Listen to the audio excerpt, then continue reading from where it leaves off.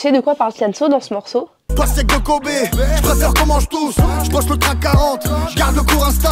Et d'ailleurs, c'est quoi le CAC 40? C'est tout simplement une liste des 40 plus grosses entreprises françaises cotées à la Bourse de Paris. C'est un peu compliqué à comprendre, mais je vais tout expliquer. Tous les jours, cette liste de 40 entreprises prend et perd de la valeur. Cette liste des 40 plus grosses entreprises françaises est très large. On peut notamment retrouver L'Oréal et LVMH, mais aussi Renault, Danone ou encore Société Générale. Cette liste des 40 plus grosses entreprises est très large. On peut retrouver Danone, LVMH, Renault ou encore L'Oréal et Total Energy. Cette liste d'entreprises n'est pas choisie au hasard. En effet, elles prennent et perdent tous les jours de la valeur. Elles sont là, c'est que leurs revenus quand même sont très importants pour l'économie française. À savoir, une action est une part que chacun peut acheter d'une entreprise. Tous les jours, la valeur de ces entreprises change.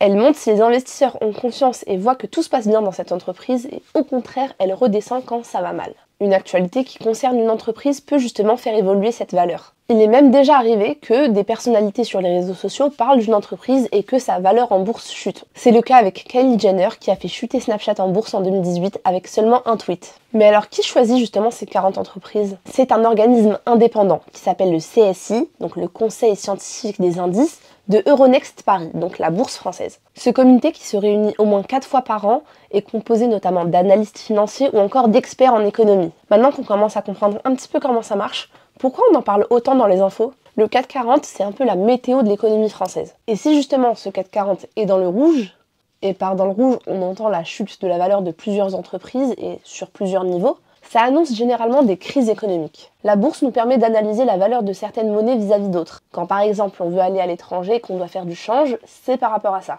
Il y a également la valeur de l'or, du pétrole ou encore de l'immobilier qui peut permettre d'analyser la santé économique d'un pays. Ces hausses et ces baisses de la bourse peuvent être aussi impactées par des décisions politiques et avoir un impact sur le coût de la vie. En avril 2025, le président américain Donald Trump a annoncé taxer le monde entier sur les droits de douane. Il a ainsi taxé la Chine, son ennemi économique principal, à 145%. C'est-à-dire que sur un produit que la Chine va vendre aux États-Unis, la Chine va devoir payer 145% en plus de sa valeur pour pouvoir le faire rentrer sur le territoire. Ce qu'on appelle le protectionnisme, ce qui est appliqué par Donald Trump dans ce cas-là, n'est pas dans l'intérêt du consommateur. Et donc les entreprises chinoises qui fournissent par exemple des entreprises américaines vont devoir payer plus cher. Au final, les entreprises américaines peuvent être touchées par ces mesures. Depuis le 9 avril 2025 et toutes ces annonces concernant les droits de douane américains, l'Union européenne a été taxée à 20%. Après ces annonces, le monde entier a réagi et a commencé à appliquer un principe de réciprocité. C'est-à-dire que si Donald Trump veut taxer l'Union européenne à 20%, l'Union européenne taxera Donald Trump à 20%.